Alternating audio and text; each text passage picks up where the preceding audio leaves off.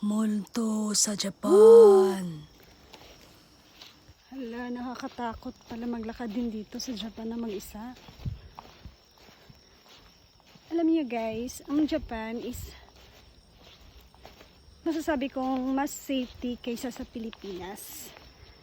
Pero nakakatakot pala mag-isa maglakad. Parang kanina may nakita kong lalaki nakatayo doon tapos biglang nawala.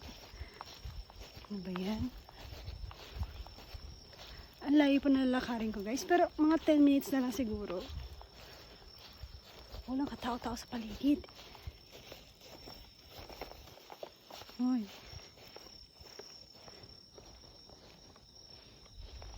Ano nangyari? Ayan na. Ang dami ko pang bit-bit guys. Para akong nasa